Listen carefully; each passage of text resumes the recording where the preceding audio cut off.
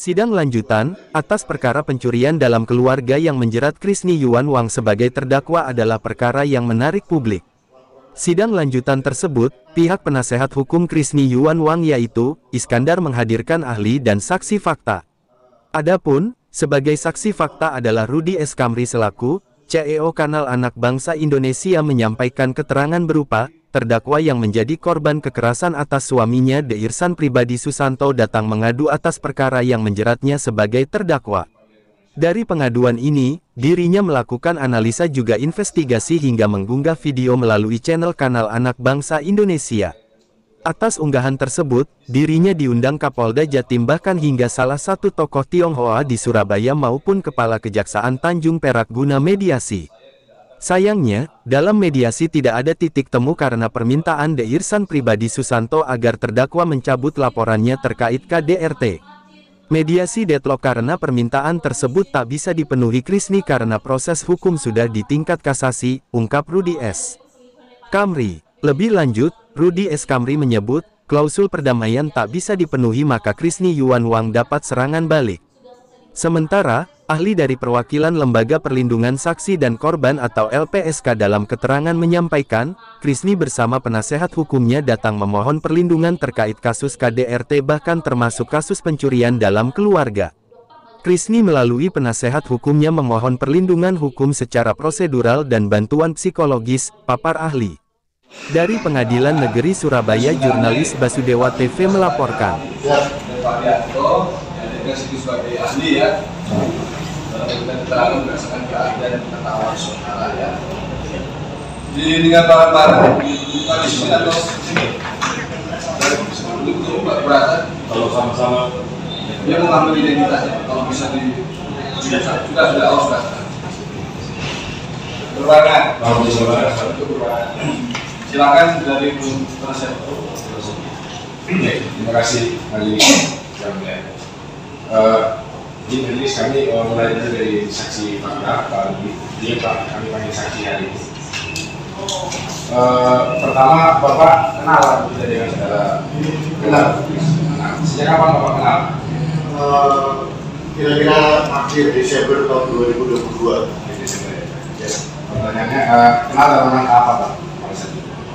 Krisni didatang atas rekomendasi teman Krisni untuk datang ke kantor saya untuk mengenalkan kasusnya dan kemudian menceritakan semua tentang apa yang dialami. Kemudian saya SOP dari perusahaan kami itu selalu mengkaji dulu apakah ini benar adanya, kita cross check ke Polda, kita cross check ke Polrestabes dan ada kaji psikologi juga. Lalu kami merasa ini layak untuk kami buat podcast. Berarti pekerjaan Bapak memang pada saat itu podcast. Ya, saya mempunyai media. Jadi komunikasi apa namanya Pak? Kanal Anak Bangsa. Kanal Anak Bangsa. Oke. Jadi di Kanal Anak Bangsa itu Bapak kemudian podcast bersama klien kami. Pada saat itu apa yang menjadi pokok pembahasan dalam podcast itu? Kurang lebih satu Krisni menceritakan tentang permasalahan yang dialami dengan suaminya waktu itu belum cerai. Dia mengalami KDRT, kemudian ujungnya adalah dia dilaporkan untuk kasus pencurian cincin. Jadi pada saat itu memang sudah disampaikan ya bahwa memang ada kasus pencurian cincin. Iya.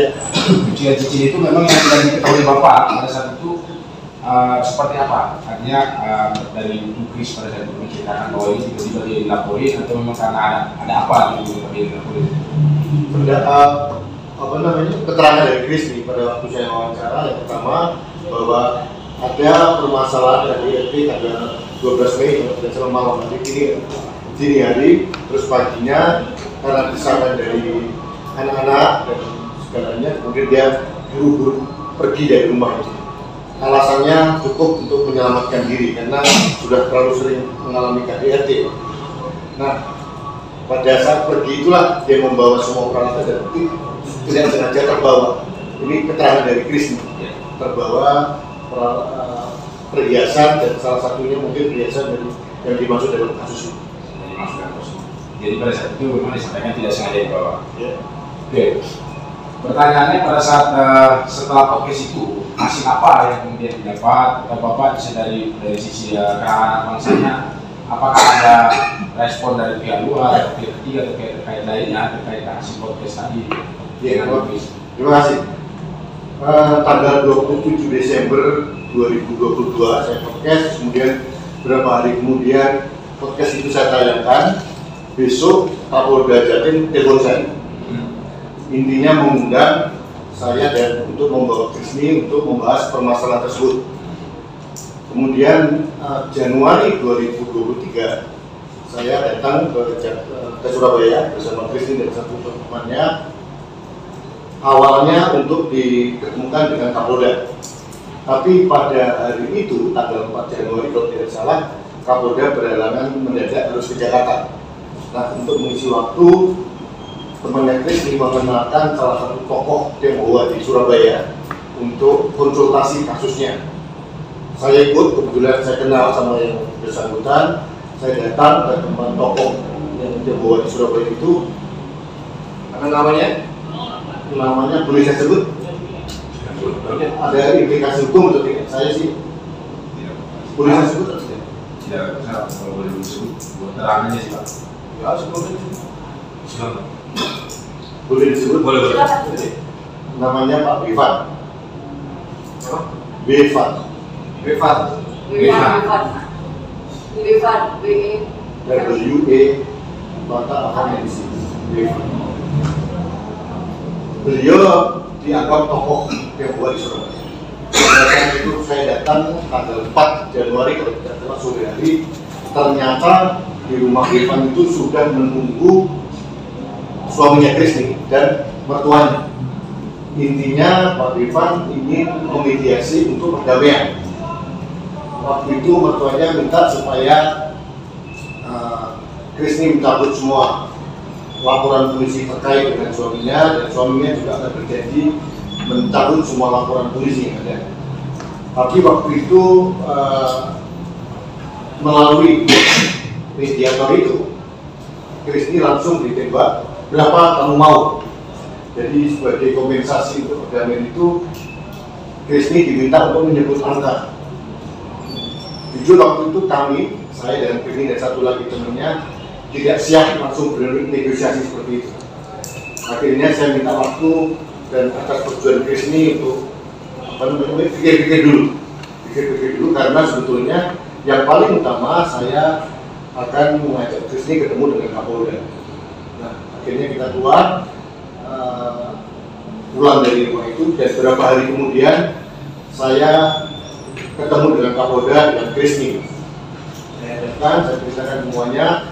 Waktu itu Kapolda setuju untuk melakukan LG di pihak kepolisian. Tapi karena beliau pejabat baru, beliau tidak tahu permasalahannya apa, dan waktu itu Krisni diminta untuk membuat surat kronologi dan permohonannya seperti apa. Nah, itu sudah kita serahkan pada Kapolda. Tanggal berapa itu tanggal berapa? Tanggal berapa itu? Saya lupa yang mulia. Pada hari terakhir kita coba. Tanggal Januari, tanggal 10 atau berapa? Tanggal 10 Pak, itu saya diterima Kapolda di rumahnya, karena kebetulan saya kenal pribadi. Kemudian setelah itu saya pulang ke Jakarta. 2 hari kemudian Kapolda telepon saya yang mengatakan tidak bisa membantu karena kasusnya sudah dilimpahkan ke kejaksaan. Setelah itu saya menghubungi Jaksa Agung untuk minta bantuan, dan waktu itu sama Pak Jaksa Agung diarahkan untuk bertemu dengan Pak Jari Tanjung Priok. Saya menghubungi Pak Haji, dan Pak Haji sebagai ketua Kejaksaan Negeri Tanjung Priok sangat welcome dan sangat membantu. Waktu itu kesepakatan dengan Pak Haji, oke, kalau itu kita segera melakukan restoratif justice RJ. Kita atur waktunya Februari, akhirnya saya Krisni didampingi oleh orang tua ya, orang ibunya Krisni dan anaknya Krisni paling tua datang ke Jakarta, datang ke Surabaya, didampingi oleh penasihat hukumnya dan dari LPSK. untuk mendampingi itu RJ. Waktu itu Kak Jerry langsung memimpin RJ, dibantu oleh kasih hidup dibuat kasih pendahuluan untuk RJ, dan waktu RJ kita serahkan langsung kepada pihak masing-masing pihak. Saya nggak terlibat, saya tunggu di luar, Kak Jerry juga tunggu di luar. Cuma pada hari pertama itu terjadi deadlock karena waktu itu ada ketidaksesuaian antara dari pihak ini, pihak Krisni dan pihak suaminya Krisni. Waktu itu Krisni mengajukan sekalian untuk masalah organisasi kerja secara ekonomi. Karena ada deadlock, akhirnya saya diminta oleh Pak Kajari untuk diskusi berdua. Akhirnya saya dan Pak Kajari memanggil Krisni dan suaminya. Akhirnya kita sepakat atas saran Kajari supaya Krisni men-take down, menghapuskan semua tuntutan kompensasinya, murni hanya pencabutan kasus. Itu yang disarankan oleh Pak Kajari, dan waktu itu secara lisan pihak Krisni menyetujui. Malamnya saya tidak bisa ikut lagi karena saya harus pulang ke Jakarta. Besoknya saya ditelepon oleh pihak Krisni bahwa pihak Krisni dan melalui pengacaranya setuju 100% sesuai dengan arahan Kajari untuk semua mencabut semua apa yang dilaporkan Krisni dan sebagainya. Tapi ternyata ada masalah yang sangat krusial karena pihak suaminya Krisni itu mengajukan adanya pencabutan laporan polisi tentang KDRT. Padahal KDRT itu sudah masuk dalam proses kasasi. Nah, karena saya tidak tahu proses seperti apa, saya langsung konsultasi dengan Kajari. Pada waktu itu Kajari bilang, kita tidak mungkin. Ini bukan ranahnya Krisni karena yang kasasi itu adalah dari kejaksaan. Akhirnya hari kedua itu deadlock lagi, tapi pihak kejaksaan memberikan waktu sampai hari 2 hari lagi, hari Kamis kalau tidak salah, untuk bikin dulu dari pihak kejaksaan supaya masalah laporan KDRT yang sudah jalan, sudah sidang, sudah banding, dan sekarang proses kasasi itu tidak dilibatkan, dia dimasukkan dalam proses KDRT.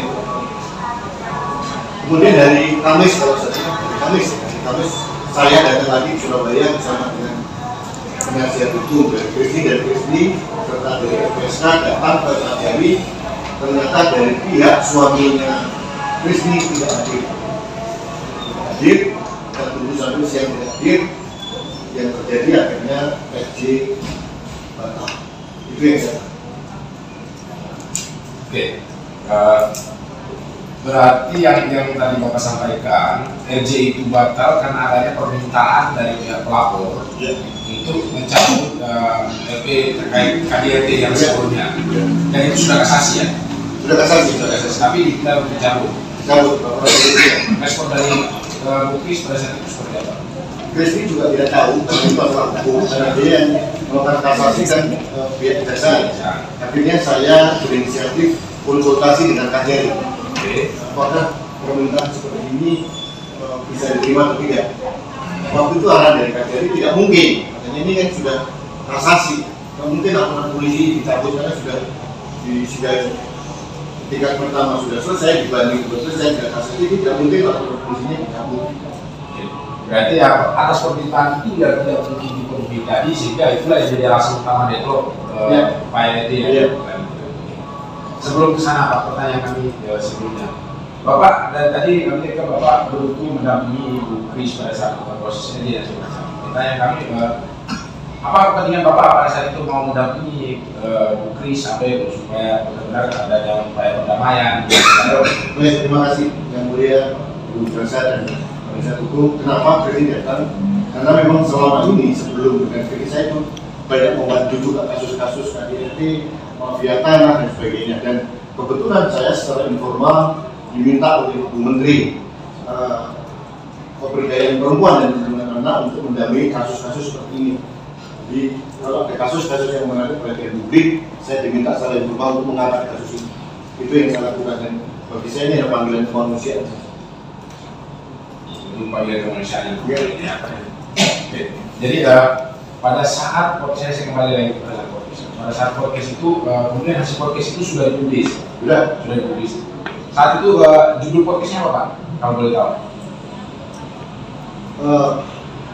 mungkin koreksi kalau saya sama, korban KDRT dikriminalisasi suaminya. Korban KDRT dikriminalisasi. Jadi memang ada anggapan seperti itu tadi ya. Oke. Pertanyaan selanjutnya Pak, terkait dengan upaya damai tadi yang sudah gagal, kemudian ini perkara berlanjut sampai misalnya sampai hari ini. Pertanyaannya, apakah tokoh-tokoh tadi yang Bapak sampaikan, tokoh Tiongkok tadi yang di Surabaya, dan kemudian beberapa orang seperti kejaksaan, apakah ada menghubungi Bapak dan Pak ini barang ini sudah berlanjut dengan seperti apa, terus ada upaya lain yang bisa dilakukan atau tidak? Begini, karena kasus itu akhirnya LG deadlock, artinya Pak Kajari adalah kita biarkan itu sudah berproses saja seperti biasa. Nanti kita berikan dan saya juga sudah lapor ke Ibu Menteri BPPA untuk lapor bahwa kasus ini berlanjut. Ibu Menteri arahannya kepada saya ya sudah kita ikuti dan kita percaya dengan hasil peradilan Indonesia. Jadi kasus ini juga terpantau sama Ibu Menteri berarti ya? Bukan hanya Ibu Menteri, saya kebetulan sering diskusi dengan Komnas Perempuan, Komnas HAM, dan juga dari LPSK sendiri. Kami sudah koordinasi kalau ada kasus-kasus. Yang terakhir, mungkin sebagai contoh saja, saya juga membantu kasus Putri Balkis yang dari Depok, saya bantu. Terima kasih. Ini dari kami sekarang. Silakan dari bertemu. Langsung lanjut dulu aja Pak. Saya lanjut majelis saksi LPSK. Ahli saksi dulu. Baik, majelis mohon izin melanjutkan terkait dengan proses restoratif justice. Pak Rudi Kapri hadir ya dari Pak Rudi.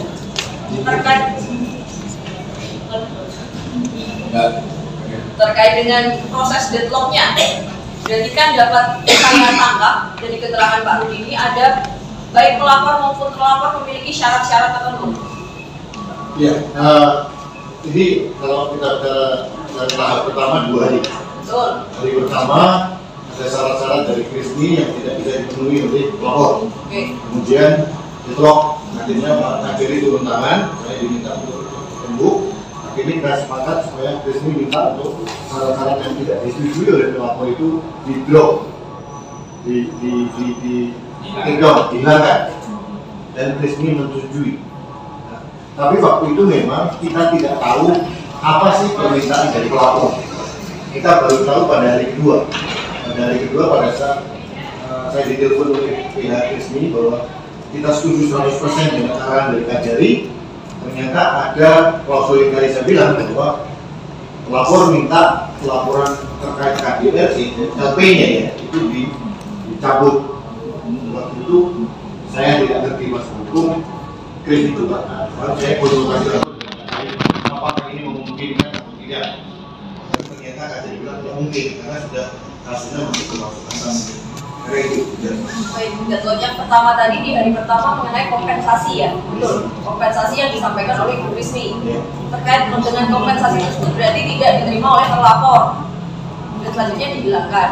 Apakah ada permintaan dari Ibu Krisni ketika dilakukan proses RJ yang kedua atau di hari kedua, saya mohon maaf kurang tahu karena saya juga tidak hadir, mengenai harta holding ini, bahwa ketika ada permasalahan mengenai harta holding ini itu harus dituangkan dalam kesepakatan di ranah perdata. Apakah itu sempat disampaikan dan menjadi syarat juga ketika proses perdamaian?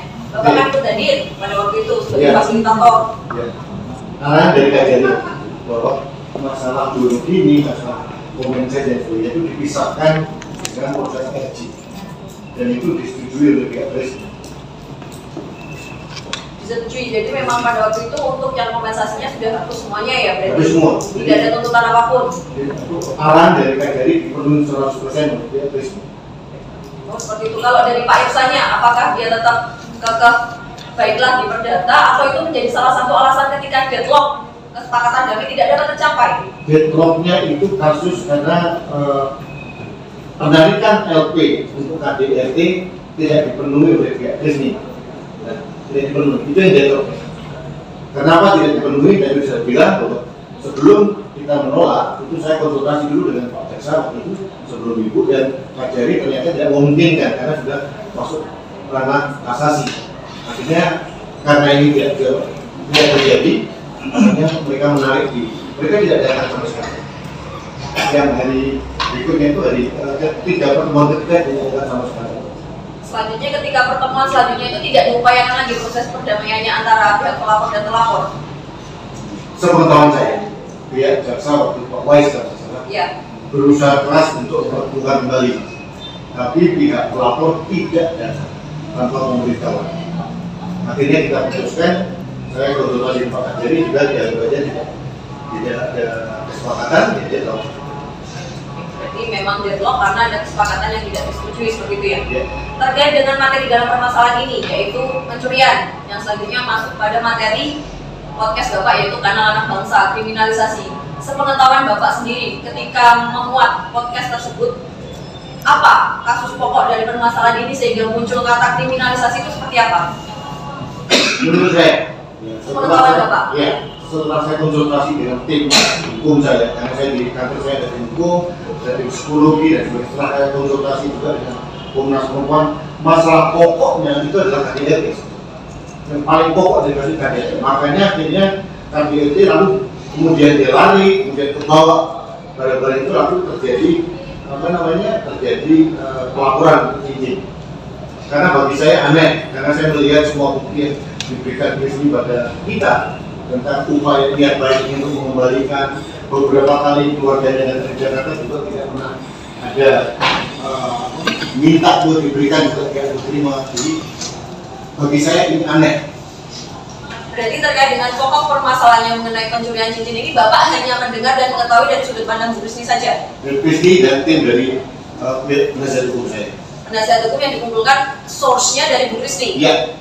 Berarti dari salah satu sumber saja ya? Cukup majelis. Cukup. Dari mana terdakwa Krisni keterangan dari Nasi? Betul ya. Terima kasih Pak Rudi ya, sudah bisa hadir di persidangan. Pak, itu kamu apa?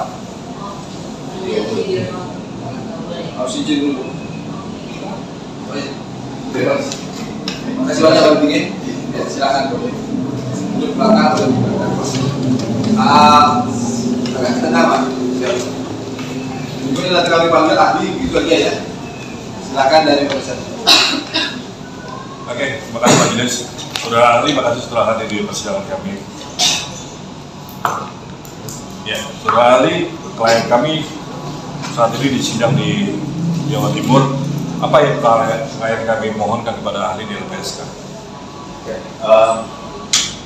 pada awalnya Ibu Krisni diwakili oleh penasihat hukumnya mengirimkan surat untuk permohonan perlindungan. Permohonan perlindungan itu terkait dengan kasus KDRT yang saat ini dialami oleh Ibu Krisni dan juga beberapa kasus lain, termasuk kasus pencurian dalam rumah tangga saat ini. Yang dimohonkan oleh Ibu Krisni melalui kuasa hukumnya ada beberapa, yaitu permohonan prosedural, perlindungan hukum, lalu juga ada bantuan psikologis. Setelah dilakukan perlahan, lalu juga investigasi, tim lalu menyampaikan kepada pimpinan dan diputuskan oleh pimpinan bahwa Bu Krisni ini mendapatkan perlindungan berupa perlindungan hukum. Perlindungan hukumnya terkait dengan status Ibu Krisni yang sebagai pelapor kekerasan dalam rumah tangga, namun mendapatkan laporan balik berupa dituduh melakukan pencurian dalam rumah tangga oleh suaminya. Dalam konteks itulah LPSK memberikan perlindungan. Oke, terima kasih ahli. Dalam hal ini ada beberapa laporan yang dilaporkan oleh klien kami. Dalam KDRT, apakah menurut LPSK terkait perkara pasal cincin ini, Ibu, klien kami bisa dituntut? Gini, kasus KDRT ini adalah kasus yang pertama kali dilaporkan. Ini awal mula dari perseteruan antara Ibu Krisni dengan Bapak Ihsan. Ibu Krisni melaporkan KDRT, lalu setelah itu ada beberapa laporan lain terkait dengan kekerasan terhadap anak, lalu juga setelah itu Pak Irsan juga melaporkan Ibu Krisni terkait dengan kekerasan psikis dalam rumah tangga dan juga pencurian dalam rumah tangga. Nah, posisi Ibu Krisni sebagai pelapor ini lah yang harus diberikan perlindungan. Diberikan perlindungan dalam bentuk apa? Perlindungan hukum di mana dia yang orang memberikan laporan pertama kali sebelum kasusnya berkekuatan hukum tetap, maka dia berhak atas perlindungan hukum. Dia tidak dapat dilaporkan maupun tidak dapat dituntut.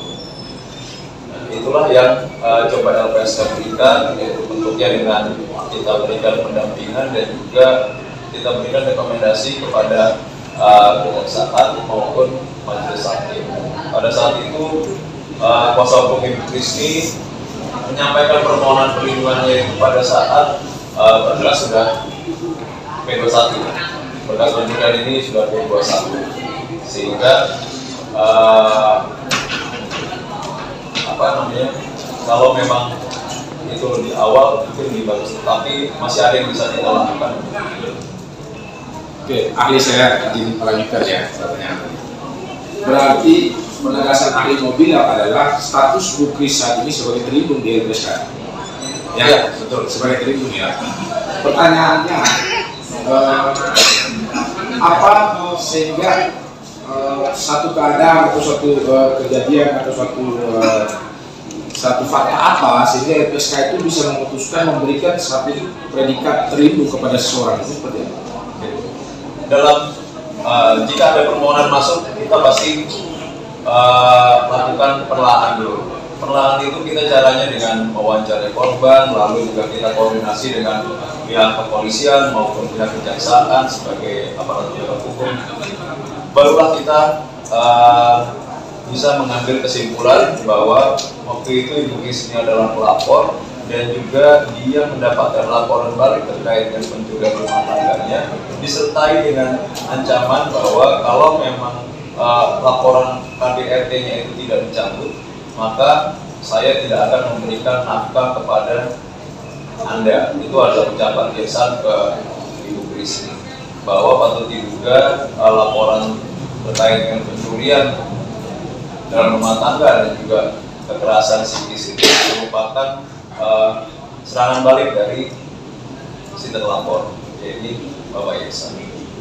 Oke, berarti dalam dugaan saudara ahli tadi bahwa LPI ini merupakan serangan balik, kira-kira seperti itu, karena adanya laporan atau kesaksian klien kami di LPSK sebagai korban atau melapor tadi. Oke, pertanyaan kami selanjutnya kepada ahli bahwa apabila sudah diputuskan seseorang kemudian menjadi terlindung pada LPSK, konsekuensi hukumnya apa? Artinya apa proteksi yang bisa diberikan LPSK, atau kemudian ada konsekuensi hukum lain, misalnya ya tadi Bapak bilang tidak bisa dituntut atau seperti apa, dan apa dasarnya ketika seseorang tidak boleh dituntut misalnya disebut yang statusnya sebagai terlindung? Jika yang bersangkutan mendapatkan perlindungan hukum dari LPSK selaku terlindung LPSK, maka berdasarkan pasal 10 Undang-Undang 31 tahun 2014 tentang perubahan atas Undang-Undang 13 2006 tentang kriminalisasi, maka pelapor ini tidak dapat dituntut atau tidak dapat dilaporkan atas keterangan atau kesaksian yang diberikan. Dan jika memang ada tuntutan, maka wajib ditunda sampai dengan kasus yang dilaporkannya itu berkekuatan hukum tetap. Maka dalam kasus ini ya Ibu Krisni patut kita berikan perlindungan hukum. Oke, sebelum menjawab ke sana, izin apakah saudara ahli tahu bahwa ada surat dari LPSK kepada Ketua Pengadilan Negeri Surabaya? Ini saya mau lihat terlebih.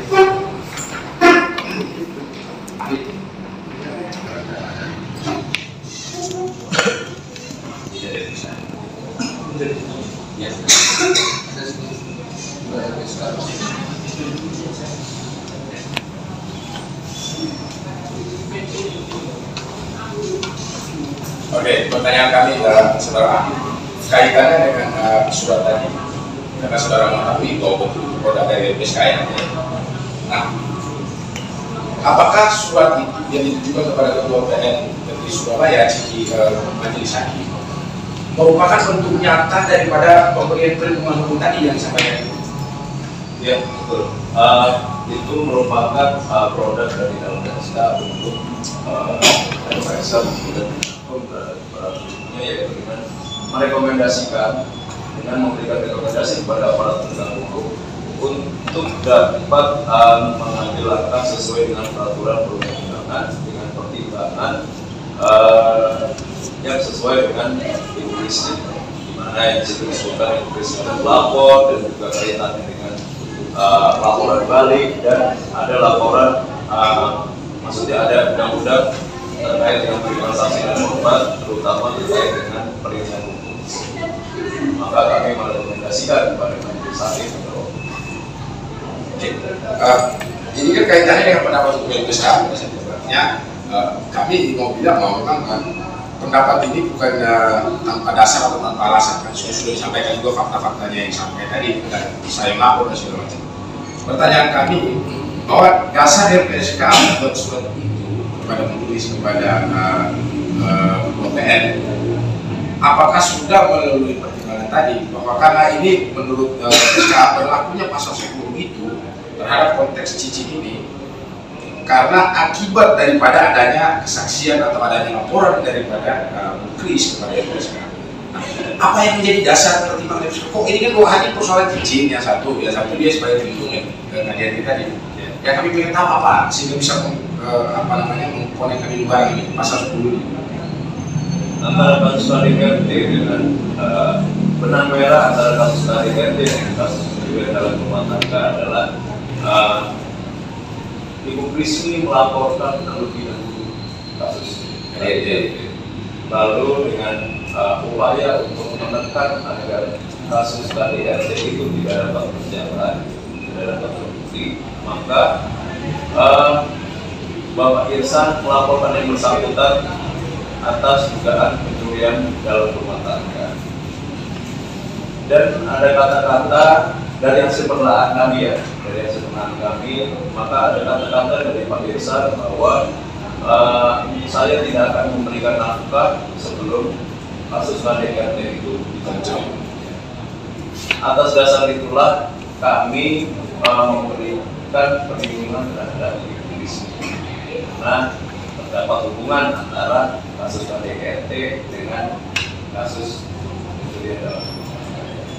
Oke. Pertanyaan kami selanjutnya, apakah di LPSK ada satu presiden atau ada satu kejadian yang kira-kira hampir sama, seseorang yang menjadi terlindung kemudian dilaporkan balik dan LPSK masih tetap konsisten dengan pendapatnya bahwa hal itu berlaku pasal 10 tadi yang sampai kita sampaikan tadi. Apakah pernah ada kejadian seperti itu? Pernah ada. Juga.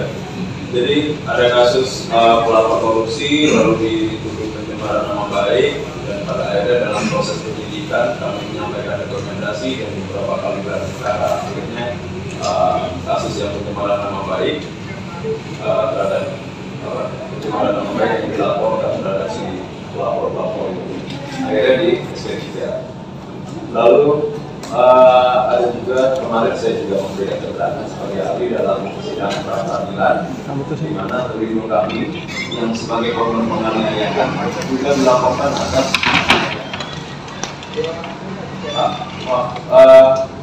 terlindung kami merupakan korban 170 pengeroyokan lalu dituduh melakukan penganiayaan, dan kasus penganiayaan di mana terlindung kami sebagai tersangka itulah yang lebih dulu lagi.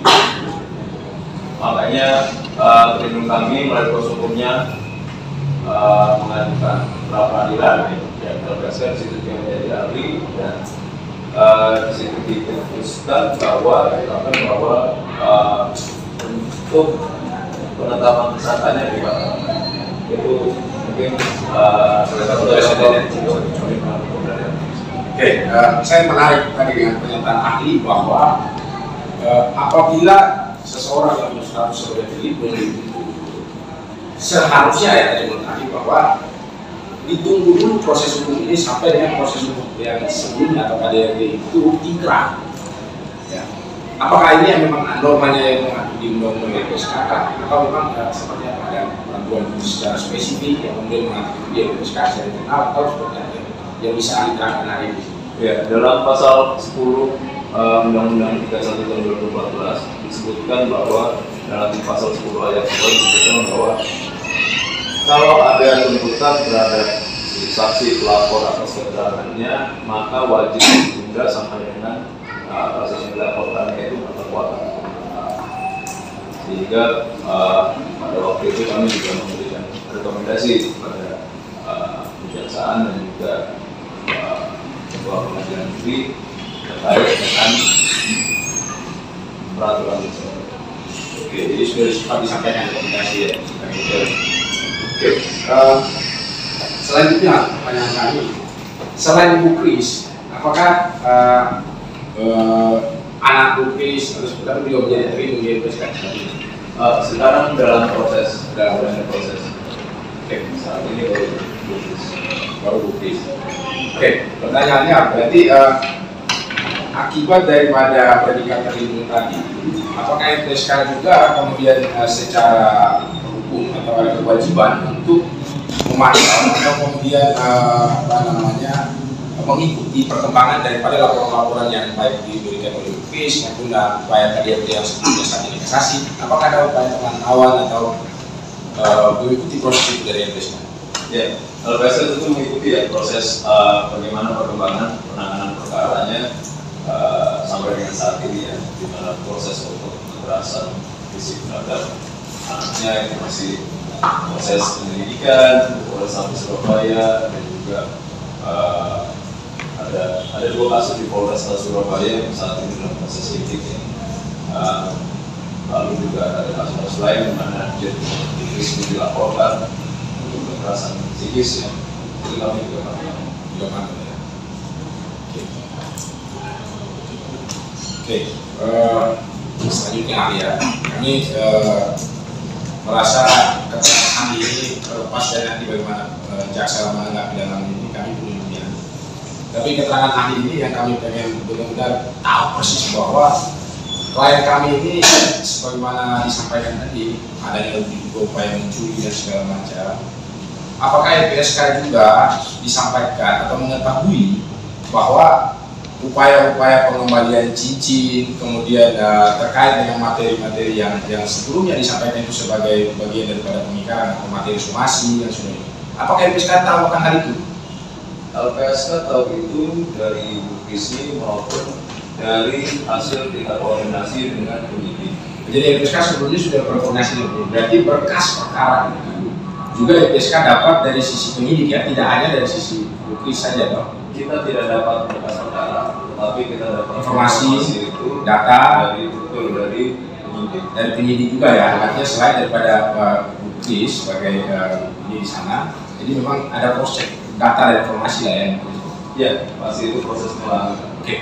Berarti LPSK juga tahu apakah sudah ada upaya pengembalian itu barang yang dimaksud tadi objek yang dicuri itu, cincin itu, tapi tetap tidak mau diterima oleh pihak pelapor pada saat itu punya alasan bahwa ya udah nanti kita proses hukum saja lah atau biar sama-sama kita tahu lah di proses hukum seperti itu.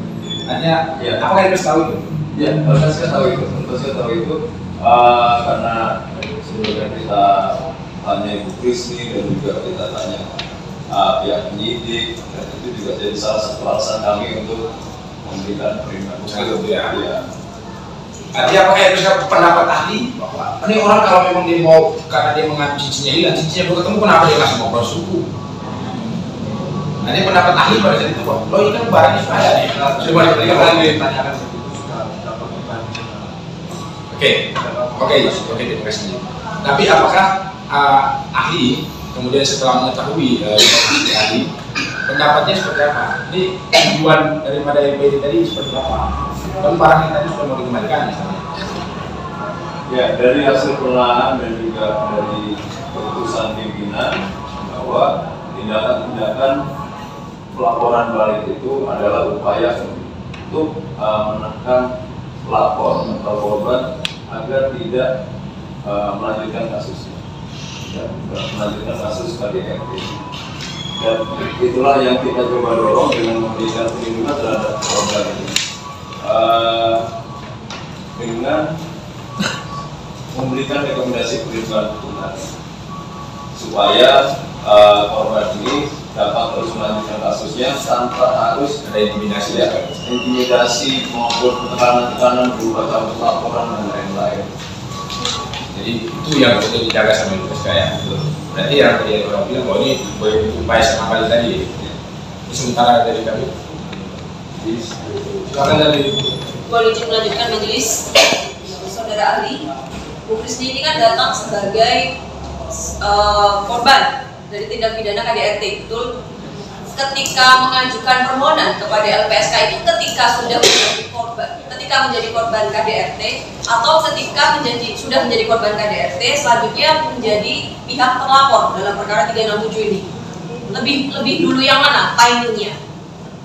Pada saat masuk ke LPSK itu mengajukan permohonan ke LPSK sekitar akhir 2022. Jadi untuk kasus KDRT-nya sudah masuk proses banding, dan juga untuk kasus pencurian dalam rumah tangganya ini sudah P21. Berarti sudah jadi korban KDRT, sudah ada upaya banding dan menjadi terlapor dalam perkara 367 seperti itu. Betul. Baik. Selanjutnya berdasarkan pendapat dari ahli tadi menyatakan di pasal 10 ayat 2 Undang-Undang Nomor 31 Tahun 2014 mengenai frasa atas keterangan atau kesaksian yang diberikan oleh saksi atau korban. Penafsiran mana yang ahli gunakan ketika menggunakan kata keterangan dalam hal ini dikorelasikan dengan kata tidak dapat dituntut? Sedangkan hemat saya sebagai seorang praktisi hukum dan ahli yang memahami hukum, ketika kita melakukan penafsiran terhadap suatu pasal, kita melihat gramatikalnya, historikal, analogical, kontrario, restriktif, ekstensif. Kalimat keterangan itu seperti apa? Apakah mengenai perkara 367 ini menjadi suatu keterangan yang menjadi fakta hukum di persidangan, atau keterangannya hanya timbul ketika dinyatakan di dalam publik? Keterangan seperti apa yang saudara ahli pahami, pendapat saudara ahli? Dalam pasal itu tidak hanya keterangan, tetapi juga ada kata laporan. Kalau kita kalau kita sambung bahwa seorang pelapor, saksi, korban maupun saksi pelaku dan ahli tidak dapat dituntut balik atas keterangan maupun laporan yang diberikannya. Kalau kita lihat bahwa penafsiran itu di mana yang bersangkutan sebagai pelapor, kalau kita lihat dari unsur pasalnya, yang bersangkutan sebagai pelapor, lalu keterangan yang disampaikan apa? Keterangan yang disampaikan maupun laporan yang disampaikan adalah terkait dengan kekerasan dalam rumah tangga. Lalu tidak dapat dituntut atau tidak dapat dituntut balik. Itu terkait apa? Yaitu terkait dengan pencurian dalam rumah tangga. Sebenarnya fungsi dari pasal 10 itu, tujuan dari pasal 10 adalah supaya korban ataupun pelapor ini tidak merasa terintimidasi atau tidak harus mencabut laporan karena posisinya tidak seimbang antara dia dan suaminya, sehingga dia harus mencabut laporan karena suaminya melaporkan kasus lain sebagai untuk untuk tahun menafsir. Melanjutkan dari keterangan saudara ahli, ketika menjadi pelapor KDRT dan terlapor perkara pencurian dalam keluarga, menurut pendapat saudara ahli, apakah memiliki inti pasal yang sama sehingga dapat dikatakan bahwa terhadap perkara tersebut ada kausalitas verban yang menjadi bargaining power? Ada istilahnya kan yang saudara ahli gunakan tadi, tawar-menawar. Apakah ada korelasinya ketika lihat dari dua perbuatan tindak pidana tersebut bertolak belakang? Kalau misalnya tadi saudara ahli memberikan pendapat ada pengeroyokan yang selanjutnya dilaporkan penganiayaan, masih ada unsur perbuatan yang sama. Kita tahu selanjutnya ketika menjadi ibaratnya whistleblower dari perkara tipikor, menjadi pencemaran nama baik, mungkin menyebarkan informasinya kan ada korelasinya. Kalau perkara ini menurut pendapat saudara ahli, Kalau perkara ini kan dua-duanya dalam konteks rumah tangga. satu kekerasan dalam rumah tangga dan yang satu pencurian dalam rumah tangga. Dan ini kenapa kami sangat mudah menarik benang merah, karena ada kata-kata, ada intimidasi, ada ancaman. Kalau gue nggak cabut laporan, maka saya tidak akan memberikan nafkah. Atau kalau laporan ini tidak dicabut, laporan KDRT tidak dicabut, atau tidak laporan ini tidak dicabut, maka saya tidak mau sepakat untuk RJ. Nah, ini adalah bentuk-bentuk ancaman terhadap pelapor maupun korban. Oleh karena itu kami memutuskan, Baik, terhadap ancaman, terhadap intimidasi baik fisik maupun psikis, saudara ahli melihat, mengetahui atau melihat buktinya ketika adanya intimidasi ancaman fisik maupun psikis yang disampaikan oleh pelapor pada waktu itu ketika menjadi pelapor KDRT, melihat sendiri ada ancaman atau intimidasi bahwa ketika tidak dicabut akan tidak diberikan nafkah. Apakah saudara ahli melihat, mengetahui, mendengar atau melihat bukti? Itu ada bukti chat dari polisi yang diserahkan ke LPSK. Ada bukti chat terkait dengan apa tersebut, lalu juga beberapa keterangan yang disampaikan di polisi itu kami coba proses tadi. Untuk ancaman mungkin penyidik tidak menyampaikan ke kami secara gamblang, tetapi ada upaya-upaya pengembalian yaitu jelas. Namun upaya intimidasi itu memang ada dalam riset yang baik. Titik tolak dari hal tersebut, selanjutnya LPSK mengeluarkan rekomendasi. Ya, kita memutuskan dulu bahwa yang bersangkutan mendapatkan rekomendasi dari LPSK, lalu langkah-langkah selanjutnya ada LPSK koordinasi, LPSK pendampingan, dan LPSK mengeluarkan rekomendasi. Terhadap produk rekomendasi yang dikeluarkan oleh LPSK, konsekuensi atau implikasi hukum terhadap rekomendasi tersebut apa? Menurut saudara menjadi sekalian sama sudah menanyakan dari tadi ya sudah siap. Baik, melanjutkan dari hal tersebut terkait dengan proses upaya damai, apakah LPSK juga mengikuti tahapan tersebut? Ya, LPSK mengikuti upaya RJ kemarin. LPSK melakukan pendampingan dalam yang bersangkutan pada saat di jaring terkait dengan syarat kompensasi atau syarat yang diajukan oleh pihak pelapor maupun terlapor, apakah LPSK sendiri mengakomodir atau mengetahui proses tersebut? Oh, tidak, karena proses RJ adalah proses antara yang bersangkutan dengan pihak insan ya. Untuk isinya sendiri kami tidak ikut campur. Terkait dengan upaya tersebut, apakah menjadi bahan pokok atau bahan materi yang selanjutnya keluar dalam rekomendasi yang disampaikan? Kan perkara ini akhirnya dilimpah ke pengadilan, rekomendasi ditujukan kepada pengadilan negeri. Apakah menjadi salah satu bahasan atau pokok materi juga? Oke, kalau untuk itu pokok materi itu sebagai pokok materi juga, tapi yang paling penting adalah posisi yang bersangkutan sebagai pelapor dan juga dilaporkan oleh. Jadi untuk isi materi prosesnya seperti apa, mekanismenya tidak mengikuti? Bukan tidak mengikuti dan menjadi masuk dalam pokok materi. Tidak sebagai inti pokok dari itu, tetapi yang pokok adalah dia sebagai pelapor dan juga dia sebagai terlapor juga. Selanjutnya, ketika perkara ini sudah berjalan, bentuk perlindungan atau pendampingan yang dilakukan LPSK seperti apa? Ketika ada, kan sudah menjadi pelapor dan sekarang menjadi terlapor, menjadi terdakwa. Apakah ada hal-hal yang bersifat prudensial yang wajib dilakukan oleh LPSK, misalnya menyediakan bantuan hukum atau perlindungan hukum atau seperti apa? Ketika perkara ini sudah berjalan. Jadi LPSK memberikan bentuk-bentuk perlindungan yang LPSK berikan itu sesuai dengan yang diputuskan oleh pimpinan. Kalau polisi dapat perlindungan hukum, maka kita hanya melakukan perlindungan hukum. Dalam proses-proses pelaksanaan proses hukum yang bersangkutan sebagai terdakwa dan terkait dengan perlindungan hukum yang kami berikan, kami pasti akan memberikan layanan seperti pendampingan pada proses RT. Kami tetap memberikan pendampingan karena kami harus tahu prosesnya, kami harus tahu isinya tanpa kita mencampuri, kita mengotak-atik, kita mempengaruhi keputusan mereka.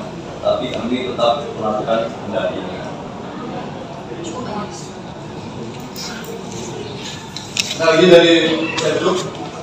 Cukup ya. Terima kasih Pak. Dianto ya.